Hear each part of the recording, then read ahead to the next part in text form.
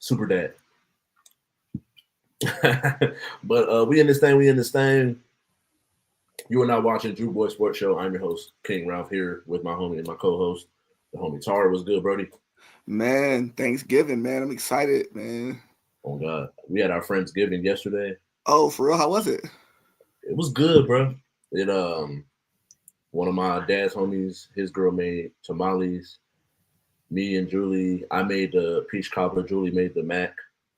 My pops made a fried turkey. His homie made some fried turkey wings with and then he smothered them in some gravy. Did Pops break the barbecue sauce out?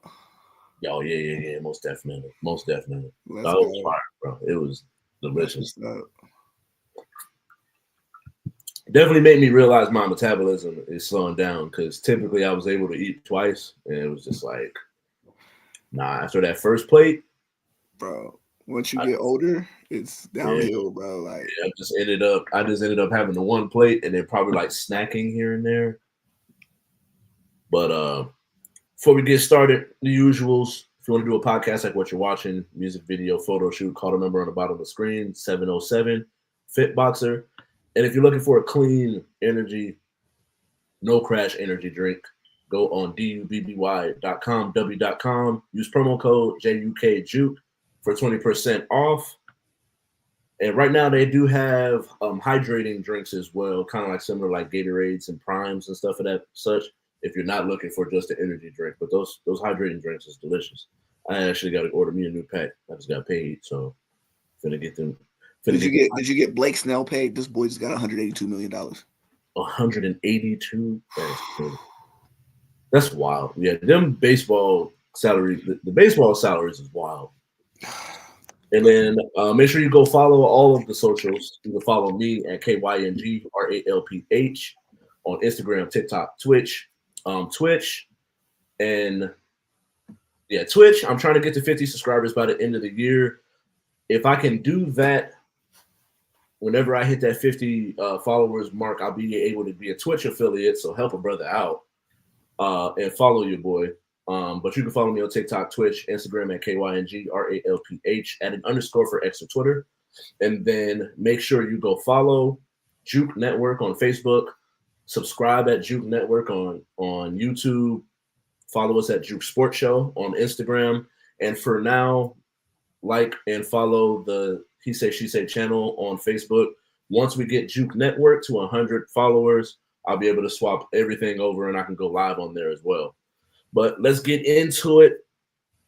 New York sports when it comes to football is looking kind of funny in the light. But Jets, terrible. Got Vontae to get traded over there. Robert Saleh gets fired. Now, whether or not Aaron Rodgers is going to stay there with the new regime that's going to come in. Giants let go of Daniel Jones. Which New York football team has the worst situation? Man, like when you sit there and really like think about the question, you got to like first answer what's wrong with both organizations. And both of them have structural like organizations. The problem with the Jets isn't talent, right? The Jets may have a Super Bowl caliber roster, but the problem with the Jets have been they haven't found the quarterback head coaching combination that's stuck or matched yet, right? Like before it was Aaron Rodgers, Robert Saleh, it was Aaron Rodgers, Zach Wilson, it was Adam Gase and Darnold, it was Mark Sanchez, Rex Ryan. Like they just haven't gotten that portion right, but they've always had a great roster. So they just literally just fired a general manager. So whatever general manager walks into that situation actually walks into a pretty good situation with having young players and top 5 players at the position. Like you got Brees Hall, you got Garrett Wilson, you got a young left tackle that you can build around. You got Quinnen Williams, who's a top 5 person at his position that's still young. You got you got Sauce, but the problem is getting the quarterback situation right, and you guys just haven't found the coach yet, right?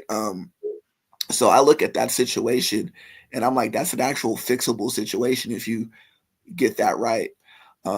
As far as the Giants concerned, I do think the Giants are a little bit more worse off because their problem is they have talent, but they get rid of their talent. Who's currently the leading rusher in the league? Saquon Barkley, no longer a Giant. Who leads the league in interceptions right now? Xavier McKinney, no longer a Giant. So they have this thing where they're kind of like the Oakland A's used to be with Moneyball.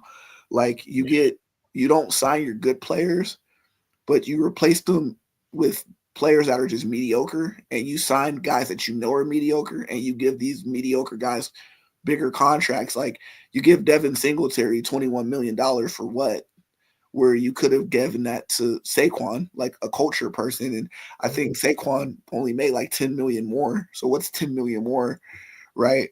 Right. You signed Drew Lock this to like 6 million, only for you to start Danny DeVito this weekend, right? Which makes no sense. So it's or Tommy DeVito, not Danny DeVito, but Tommy DeVito. So it just the situation just makes absolutely no sense of what they're doing or how they're building a team.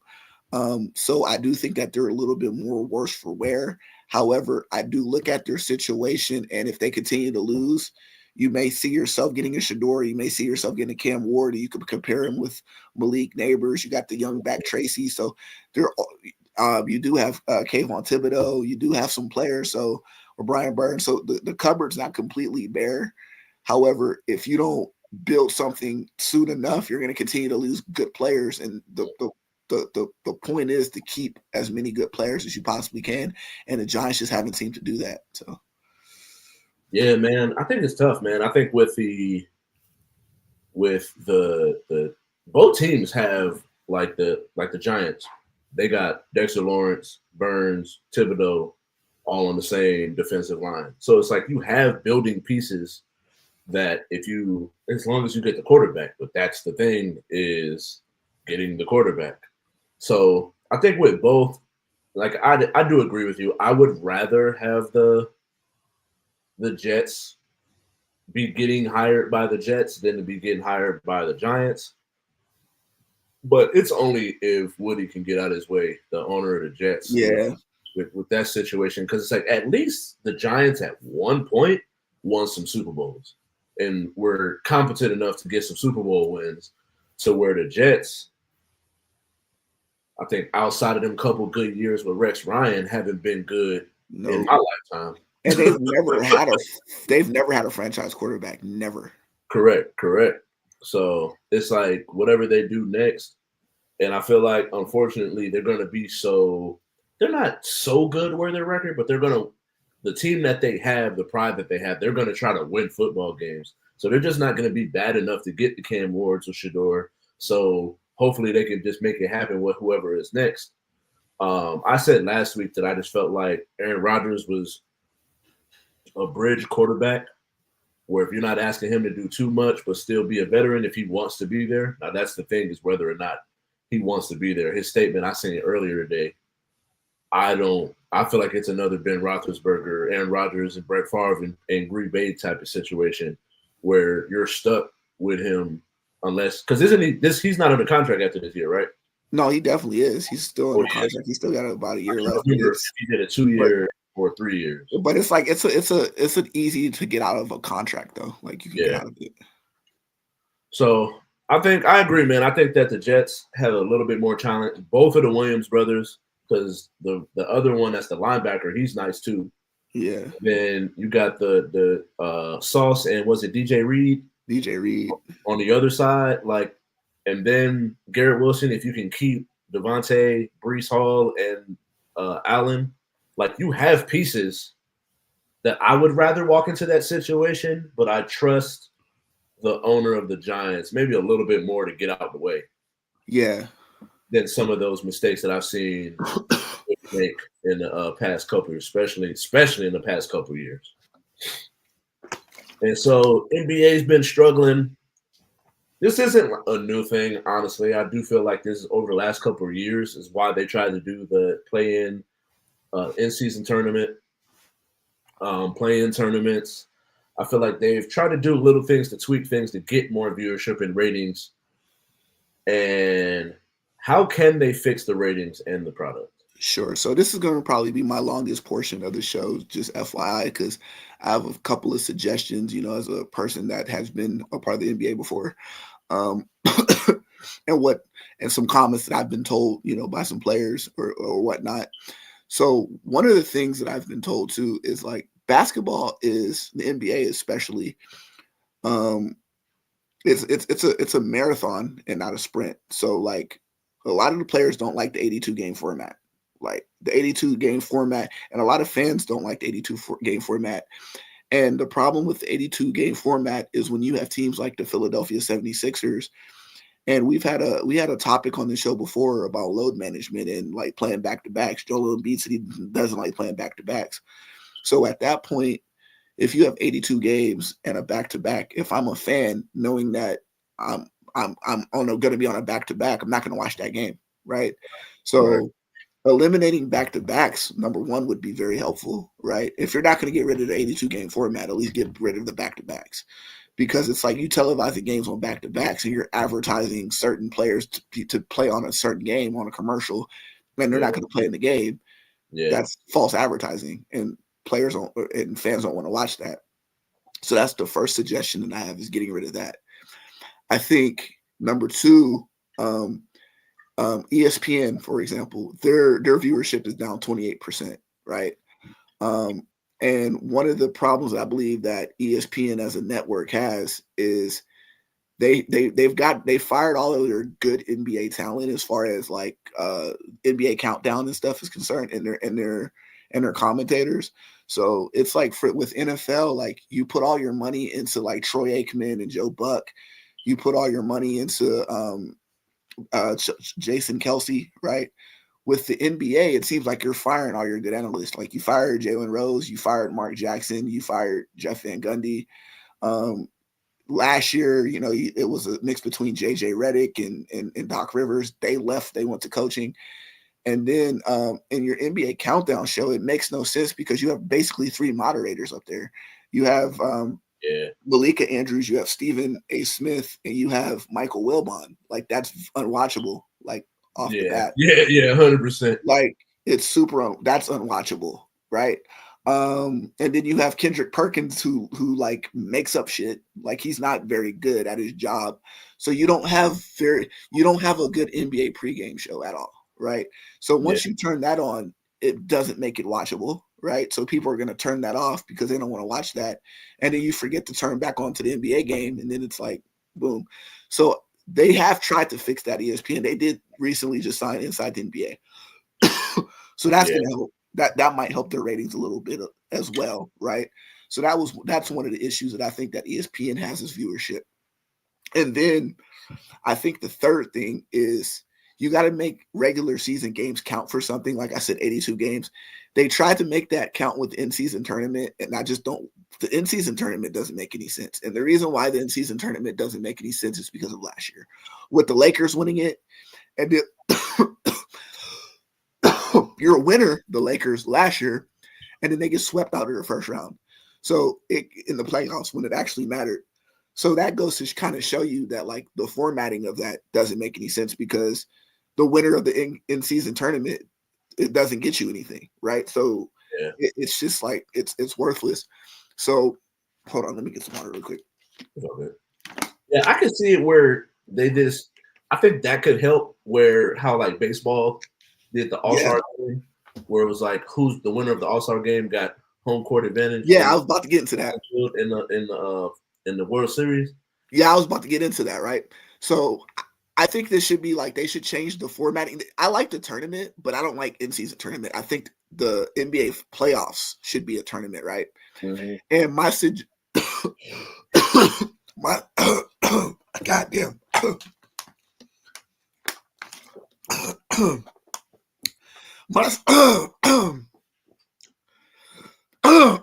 okay. Anyways, so my suggestion for that, right, would be to pretty much just change the formatting of and make it the tournament into like the playoffs, right? And like right now, for example, the Cleveland Cavaliers are like the first seed. How I would kind of do it is I would kind of make it like the WNBA kind of meets like the college basketball in a way. And the first seed being the Cleveland Cavaliers, right? So they would play the Eastern. So them being Eastern Conference, they would play like the Western Conference play-in tournament winner, or the AFC play-in tournament winner, right? Because one of the things that the NBA kind of has failed off of is, like, in years past, we've never seen Kobe and LeBron play in the playoffs, right? Right. We're probably never going to see Jokic play Embiid. We're probably never going to see like Steph play like Giannis, right?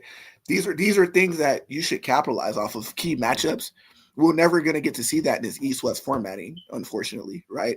So if you kind of change the formatting in a way, like in the playoffs, you're actually going to see your stars playing games that actually matter against each other, right? A lot of times so I think that you should change the formatting to like the the top team in the East plays like the bottom seed in the West, and then you should do like the number 2 seed plays the number 7 seed in the West, number 3 seed in the East plays the number 6 seed in the West, like, and etc. Right? And kind of switch up the matchups a little bit. And then when we get into the NBA All-Star game, right, you kind of change you kind of make it into the home court advantage thing, right? So where it doesn't matter your seeding, it matters your conference. So right now, if the Cleveland Cavaliers is the first seed, and let's say the West team wins in the All-Star game, right? Yeah. Then the West gets home field advantage automatically, despite the rating or despite the ranking, right? Yeah. So you make that count for something, right? And for the NBA, this way it makes it a lot better, because you're basically seeing matchups that you probably never thought you would see in the playoffs, and you can basically determine who is the best team in the NBA by doing it this way, right? And you make your All-Star game count for something, right? That they're earning their home field court advantage spot. So I just think so tinkering to that would help a whole lot. So those are my suggestions. Make the regular season count for something, have better commentary, better people, broadcasting. And I think the product will be a lot watchable, in that way. I agree, man. I think that, like, over the last couple of years, some of the people they fired, the people that they brought in, the people that they focus on are just not like likable, watchable people. Where like I feel like the best that they had, I remember when they had a Roseau girl, Michelle Beadle, and they had Billups and Jalen Rose and Paul Pierce. That was like one of my favorite NBA ESPN like halftime show crews that they had, because I just felt like Paul Pierce was gonna go out there and say some wild shit. Jalen Rose was not gonna let it slide. You got Chauncey Billups, who was going to be right there in the middle. He's going to be the calming voice, stick to the X's and O's, the high IQ basketball player, but also be real. If someone's not playing well, they're just not playing well. And then Michelle Beadle was the moderator.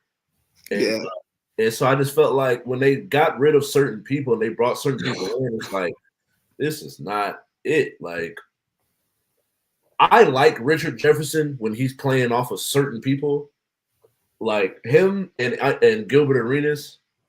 When they're together, they crack me the fuck up. But I also like some of their takes as well, because they do have some wild takes on both sides too. But I also feel like when the other take is the other person feels that the take is not right, they'll speak up on it. And I just feel like too often people will say some wild takes and it just goes unchecked. And it just makes it to where it's like, all right, the game.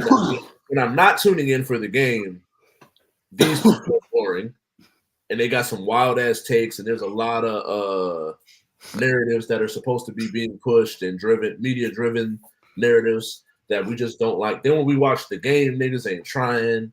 Yeah, ain't nobody playing defense. Like, you can just clearly tell that nobody's really giving an effort until the playoffs. And then it's like with certain players, once the playoffs come, they're still not playing defense.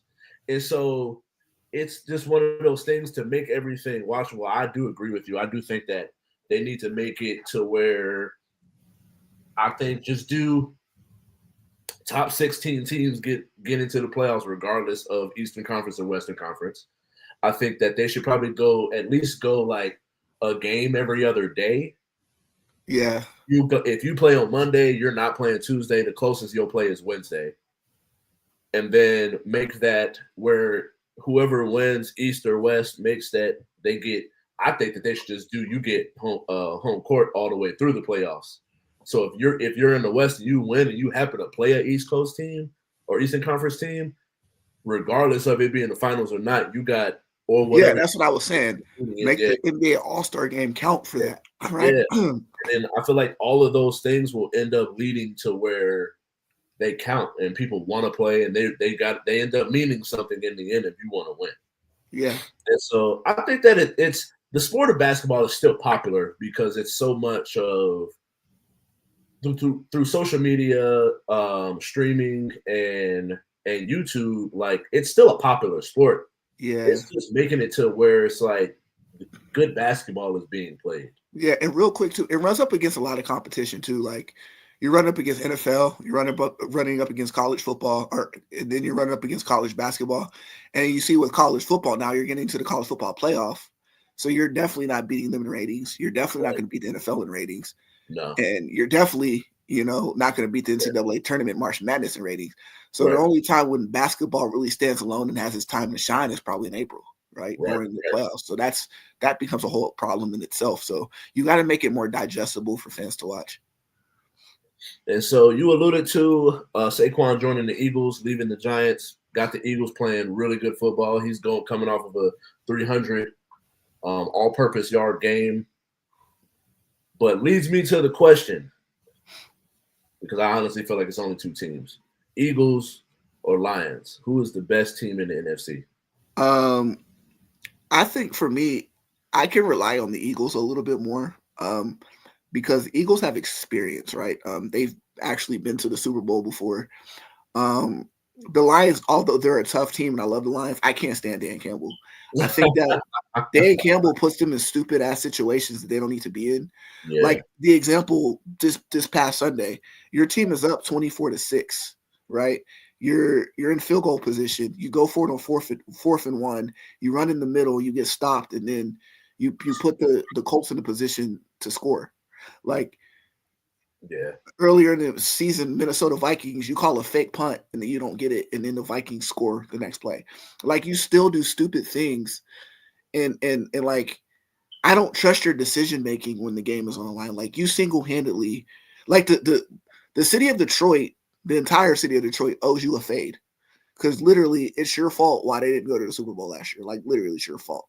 Like I still haven't forgiven you for that. Like I talk to my boy Matt every day about this. Like I'm mad for him. You know what I'm saying? Like all these years, Detroit hasn't been good. And then it's like you have an opportunity to play in the Super Bowl and you ruin it by not kicking field goals. Where you literally, if you just kick field goals, your team wins. Right. So I still don't trust his decision making.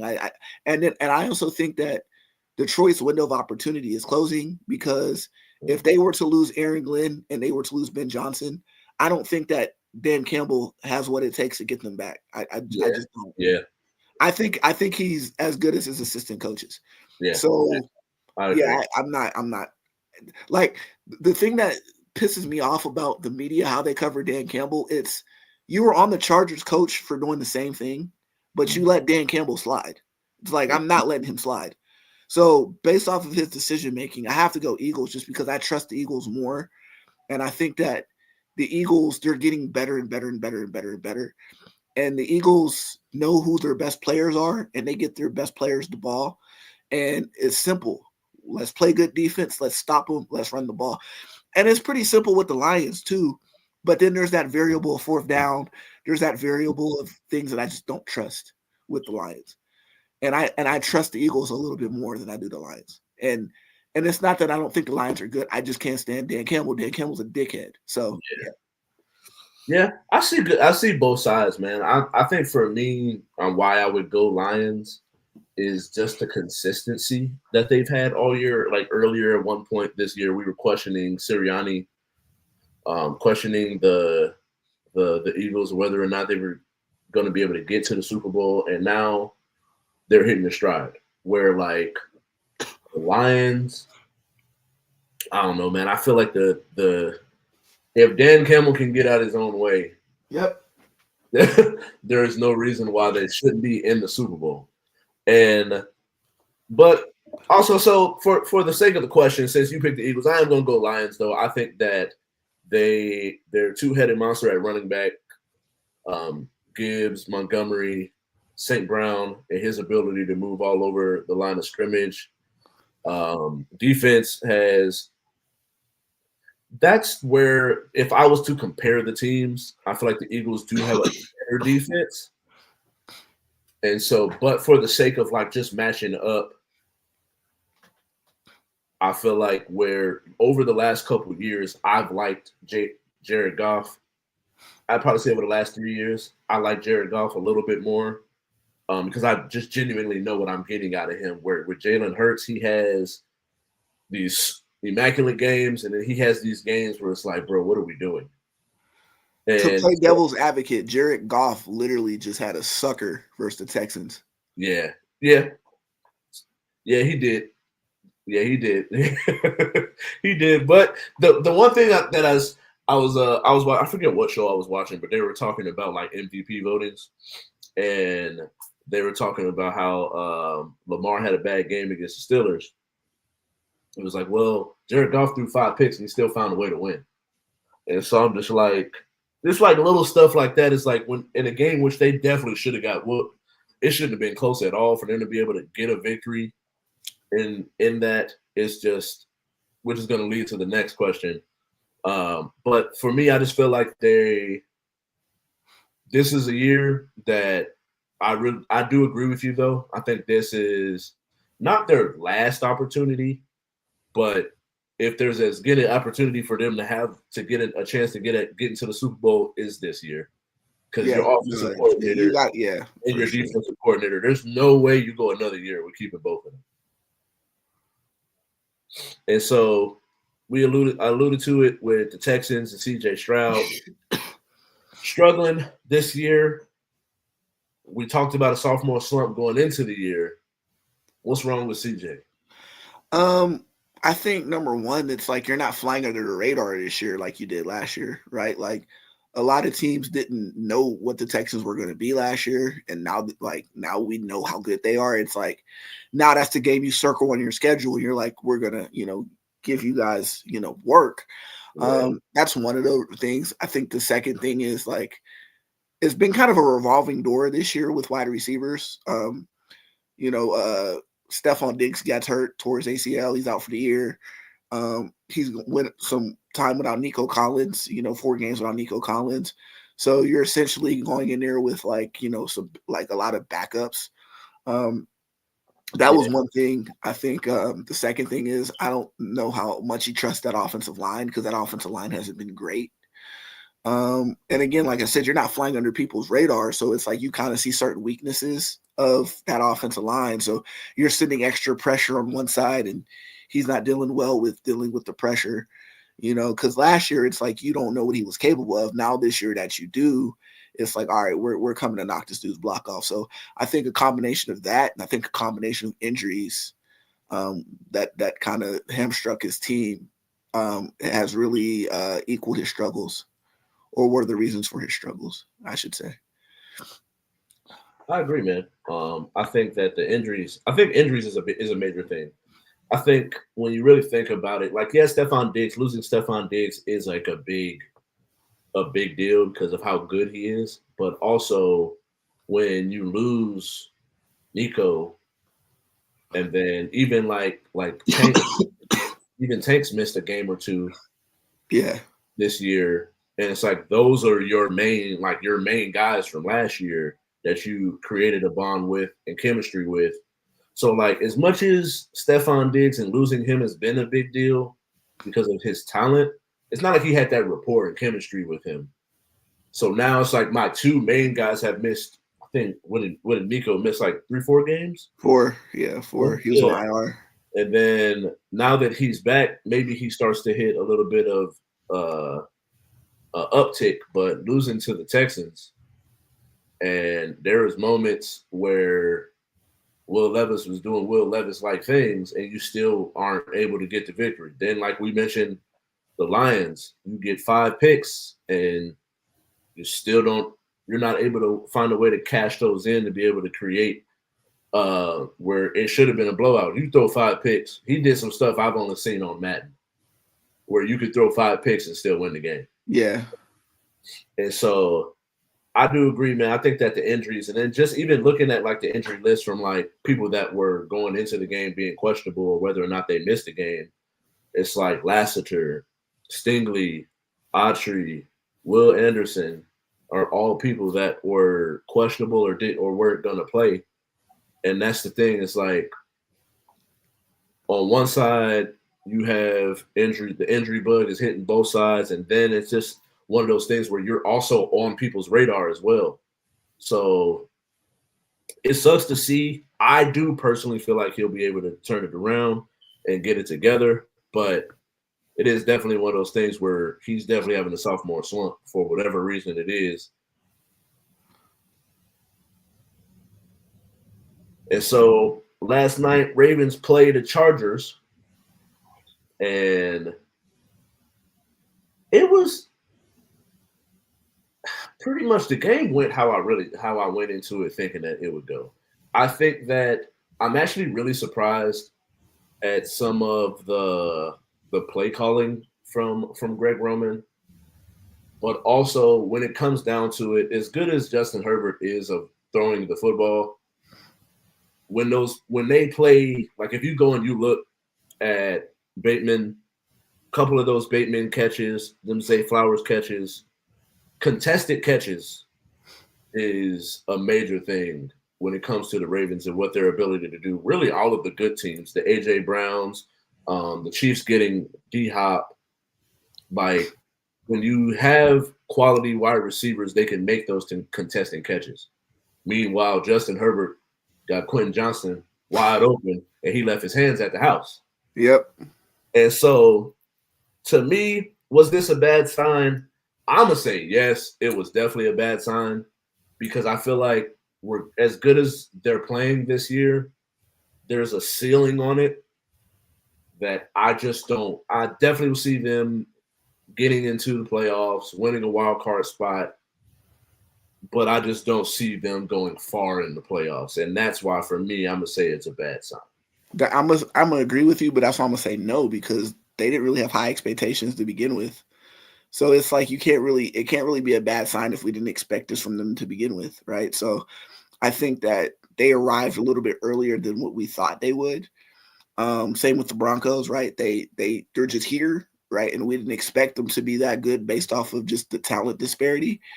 And they're basically living above what their talent is currently on that roster. Because it's like you kind of like when we talked about the Jets earlier, it's like if you did a blind resume and you just looked at the rosters, you would say that the Jets are 7-4 or 7-3, and the Chargers are whatever the Jets record is. And right. It's not that, right? Based off of talent. And it's like Quentin Johnson shouldn't be no one's number one wide receiver. Let's just be honest, right? Will Dissly shouldn't be anyone's number one tight end. Like you just go down the list. And the fact that you're this, it makes you believe like if the Chargers had better stuff around them and Justin Herbert had better stuff around them, what their potential could be. So I think this year is just a sample of what they could be and what what Harbaugh is capable of. So, you could take it and you could feel good about this if you're a Chargers fan. But I don't think that yesterday's loss was end all be all based off of the fact that we didn't expect this from y'all to begin with. So it's like, but next year I think is going to be more the year with, a full slated draft with salary cap. And, basically, having a vision of how you want this team to be built. So, yeah. Yeah. I think it is one of those things that I would agree with you. Going into it, it was like, I didn't really expect them to be much or do much, but now that we hear, it is a little bit of a like, see, I told you this is why they weren't going to go that far, but they're just playing better football than we expected, than what I expected. And so with the time we got left, we got a little bit more time to focus on these topics so they don't have to be such 2-minute drills. But Commanders started off good, man, and then for whatever reason, they're it looks like they're starting to fizzle out. Are they?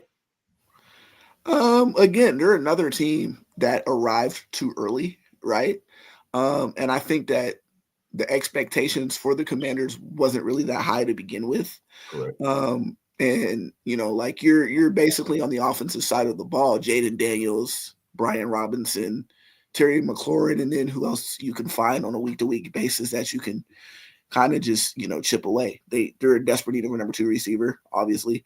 Yeah. A younger tight end, Zach Ertz, is great, but he's in his his later 30s, right? So the trade of Jahan Dotson. They need some defensive. They need some more defensive stars, right? So they're a team that basically peaked, right? Like they're peaking, and now like when you're other teams in the league, right? For example, like they're a Hail Mary away from, or like a lucky Hail Mary away from basically, being kind of under 500 anyway, right? So I think that they peaked. And I don't think that this year was necessarily meant to be their year. I think next year is more their year, right? With, a full off season, you have money to spend, a lot of money to spend because Jaden Daniels is still on his rookie contract. So I think that right now they arrived pretty early and we're seeing glimpses of what they can be. And I think once they reach their full potential, they'll be a threat to NFC. But right now they are what they are, so it's kind of like I said with the Chargers. It's pretty much the same thing with the Commanders. Yeah. I feel like they peaked too early. I do think in the end, there's still a possibility for them to be able to overachieve and make the playoffs. Given the rest of their schedule, they got the Titans, Saints, they got the Cowboys again, and the Falcons, and then it's the Eagles. So it's like how well they played the Eagles the first time around. Given the Cowboys situation, the Falcons, Saints, and Tennessee, I don't see where right now they're at 7-5. They can still get to 10 victories and be in a wild card spot, which to me is a success. Given where you drafted, the signs that you've seen from your quarterback, you're still, does it look like they're starting to fizzle out?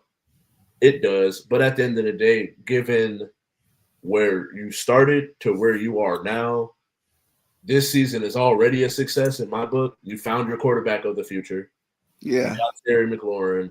I didn't quite understand the Jahan Dotson trade. I felt like he showed signs of being a good number 2, if not a good number 3. And then just finding that person at whatever slot he's not going to fill. And I feel like there is, I forget the kid's name. In preseason, he showed promise, but hasn't had any of that success during the which is why I felt like they traded Jahan Dotson. You're talking about McCaffrey, Dahomey Brown? Brown. Yeah, it was Brown. Brown had a decent preseason, and I seen some promise, but I was like, all right, maybe that's why they felt like they can get rid of Jahan. But I just didn't quite understand it when it's in its totality. But I feel like, given what the rest of the record is, Tennessee, New Orleans, and they should have beat the Cowboys.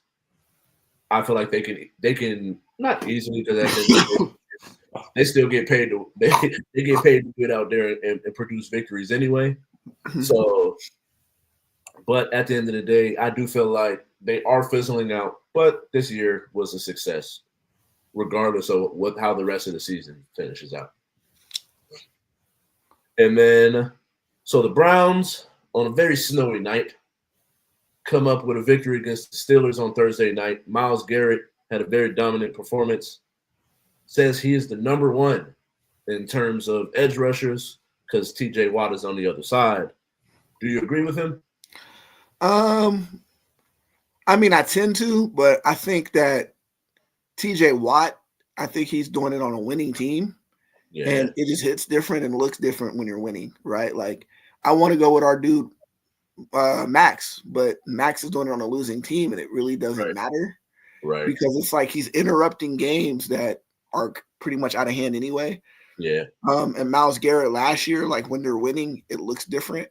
But when you're not winning, it's like, who gives a damn? And I think like when you're winning, it's like you're seeing TJ Watt making winning plays, you know? And so that's where it kind of hits different when you're winning, right? And you're seeing how a game is changed and interrupted. Like I've seen just two examples of Steelers wins this year.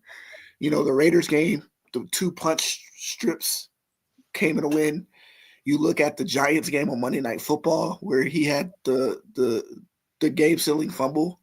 So it's like in a win, it hits different. So it's TJ for sure right now. Yeah, I think if we were just talking about them as talents, Yeah. I probably would go Myles Garrett just because he can literally he can be a defensive tackle, he can be outside, he can be standing, hand in the dirt, and be able to affect the game at all of those levels. Which I still feel like coming from the inside, I think that TJ can still get after the quarterback coming from the inside, where he's just not strictly just an edge rusher, but I feel like the defensive versatility that Myles Garrett gives you, I would say he's the number one. But because for all of the reasons that you mentioned, it's like you can go to those moments, oh man, we up, they're driving, we got to go make a play. Yeah, and TJ. Unfortunately, Myles Garrett is just not, because of his franchise, is not in those moments. But TJ has those moments where, like you mentioned, you can go and mention exact plays that changed the game or won the game literally by himself in that moment. And so it just makes it from the optics standpoint, it makes it hard to say Myles Garrett is the best. But it's just like, if you know football, you know he has an argument to be had on his behalf. Oh, absolutely, for sure. And so the whole Mike Tyson, Jake Paul has came and went. A lot of reports have come out, clips of Mike going to swing, and it looks like he's pulling punches. There's reports and rumors of him not being able to throw certain punches. Even moments where Jake Paul has looked like his opponent looks like they're pulling punches and faking knockouts. But when he has these pay-per-view events, it's doing numbers. So do these reports destroy the legitimacy of the sport of boxing? The sport of boxing, no. I think the sport of boxing, the problem with the sport of boxing is you're looking at a YouTuber essentially making 150 million off the sport of boxing. And if it shows anything, it shows the demand of the sport of boxing. It shows that if you put on a spectacle, people will watch it, right?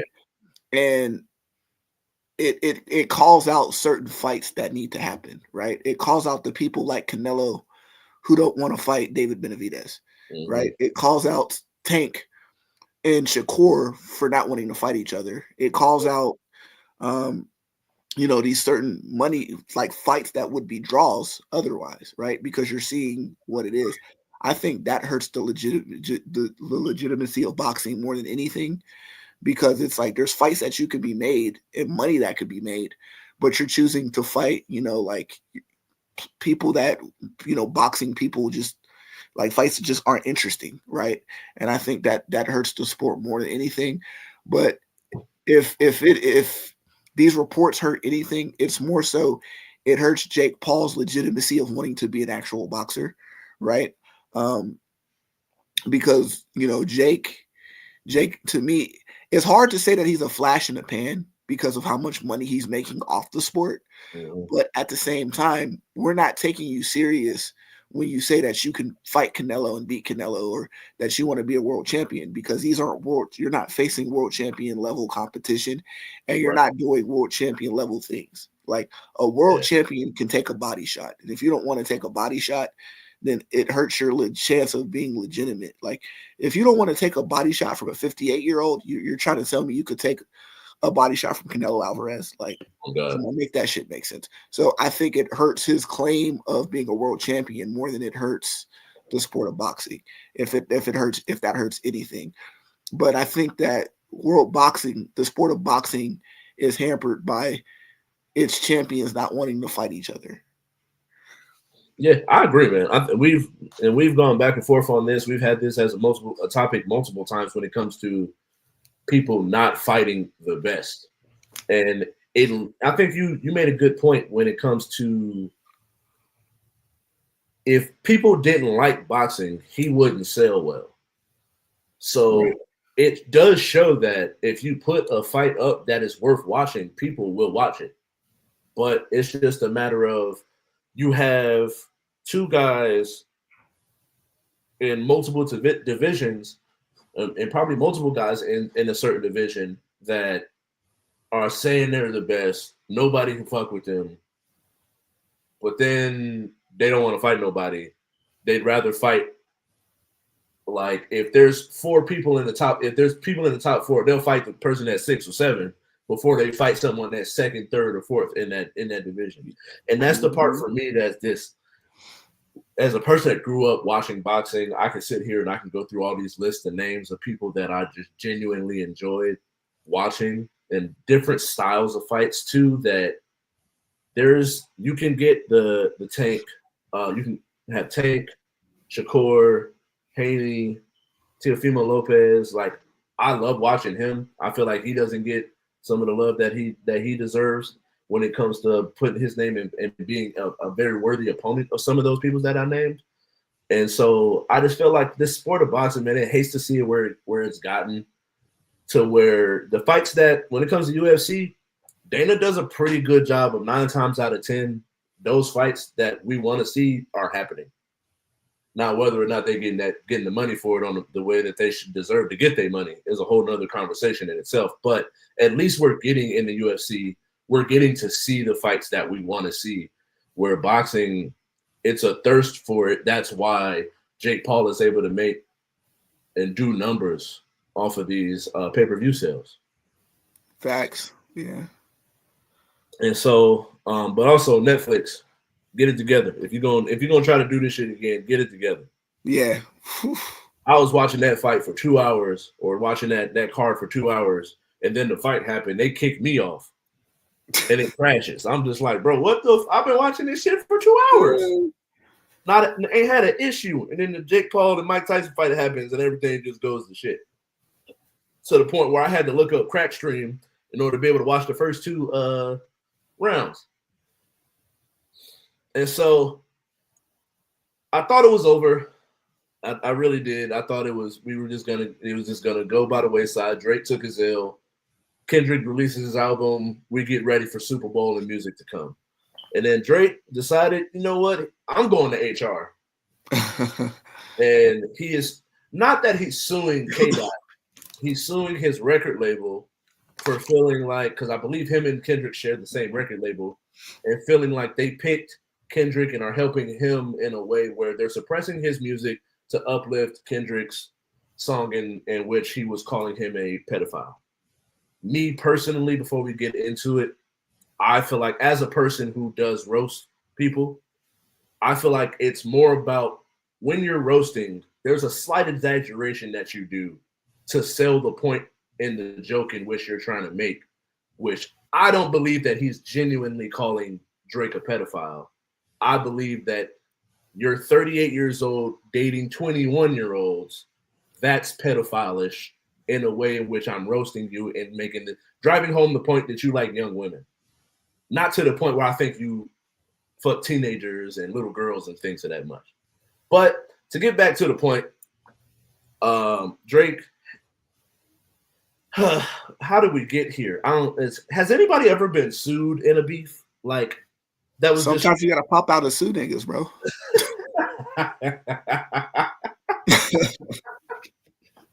Like that ass, bro. Like this shit is crazy, bro. Like I think that I don't think it's gonna help. Like you know what I don't like about Drake? He's I don't know about YouTube monetization, so I'm not gonna call him what I want to call him, but he's the biggest B word that, like being a teacher, right? I'm gonna compare it to being a teacher. Like you have that kid in your class that does stuff to other people, but the moment when they do it to him back, you want to now cry and tell the teacher, right, that you did something wrong. So I'm gonna go back to this Pusha T beef, right? Where he gonna say "Let It Ring" on him like Virginia Williams, right? And then when Pusha T does it to him back, oh, you're taking it too far. Yeah. You did it first, right? Right. So people who are defending Drake in this situation, which there's a lot, right, that are defending Drake. Yeah. We're gonna act like he never. They're on the same record, or like whatever the record situation was, right? Yeah. The record label let Drake call this man a woman beater, a wife beater. Mm-hmm. You let him say that Dave Freeze was his like kid's father. Uh-huh. There was a lot of mudslinging you did too. Yep. A lot. Yep. And your mudslinging just didn't work and it wasn't effective. Right. So we're just gonna forget that you have amnesia and forget that you did this, right? Like, and this shouldn't shock anybody that Drake has done this, right? Like, go on YouTube right now and YouTube Story of Adidon. The original Story of Adidon isn't up. You have remakes of Story of Adidon because why you called HR on that? Because you didn't like that. Go Google or YouTube Common Sweet a diss about you that called HR and said take this off because I didn't like what he said about me because it's vulgar and aggressive towards me. Right? Google that. There are a number of Drake disses on YouTube that he got called to take down because he didn't like what was said about him. So this isn't the first time he's done this at all, but it's okay when he does it, right? Nobody took back-to-back down, right? Nobody took the shit that you said or done to people down, but when it comes to you, you don't want to do it. Like you call foul. Like he's a B word, bro. Like he's a pussy. Like I don't respect him, and I've never respected him because of stuff like this. He's always done this, and when I've said it, you've been when I've said it, and people are like, "Oh, you're lying." Right. Not lying now. Like he's always done this, bro. Like this is his MO. Like you want to go in the shop and cry victim. Like, oh my god, like he goes too far. Like there's just certain places that you don't go in a battle, but you can do it though. Right. Yeah. I think it's, and I had this conversation with my dad recently where I was talking about like just growing up. Like I am no gang member, never been in no gangster, been no thug, none of that. But I've been around it enough to know at a certain point, women and children were off limits. You just didn't talk about people's kids, talk about people's wives. You don't do nothing to people's wives and children. And then there's just a little bit of a changing of the guard where we talked about fucking people's wives or I fucked your girl or whatever not. So then it gets to a certain point where like Pusha T said it. There's just some stuff I don't care. You talk about me all day, every day, but leave my wife out of it. And then you don't learn from that. Kendrick said in the first, not the like that, but when Euphoria, it's a friendly fade, nigga. We can keep it that way. I know some shit about niggas that make Gunna want to look like a saint. And then you took that, said, nah, bro, I'm taking it there, and start talking about his manager beating his wife, or why his wife don't follow him, and all types of shit. And then now when people respond, now you got everybody. Now the truth, the fact checkers came out of nowhere. When did it matter if someone told the truth or not? Did we question Jay-Z in the baby seat? Did we question whether or not Tupac fucked Faith? We just said, nah, these niggas did it. And believed it and went with it. Oh, Biggie trash. Or we moved the goalposts so much, for this.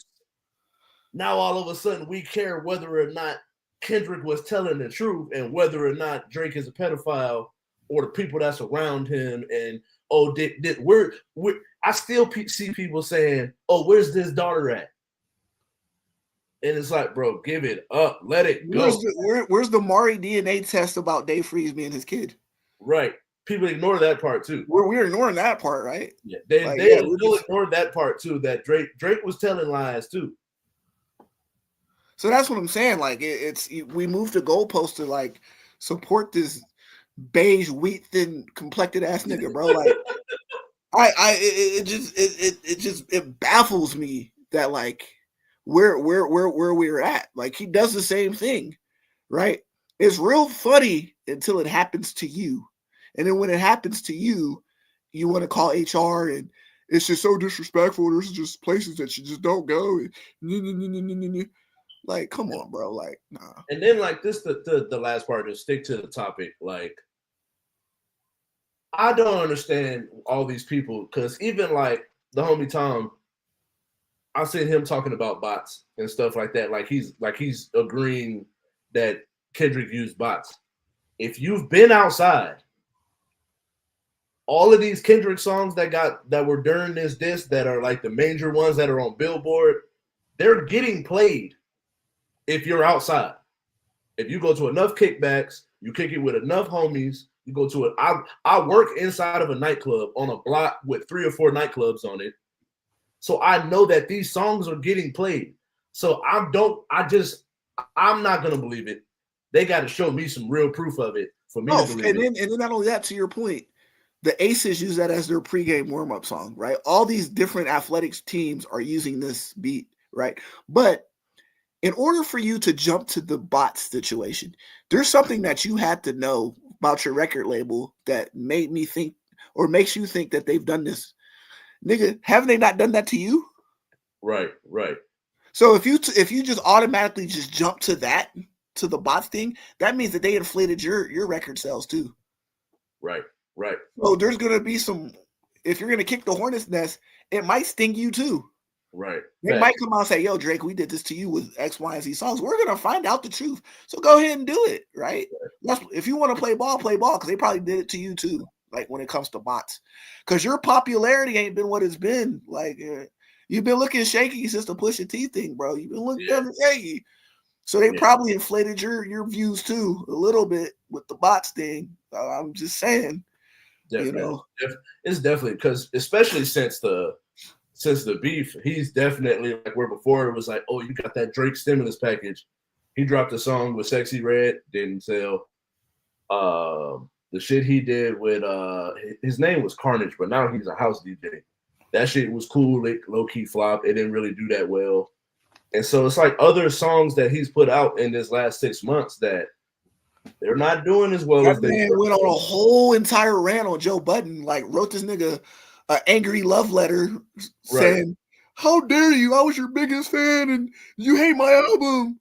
Like that album didn't succeed. So you're trying to tell me that you don't have people botting you? Like that's what I'm not buying any of this, bro. Like. And his labels already came out and said that no, this is a false claim.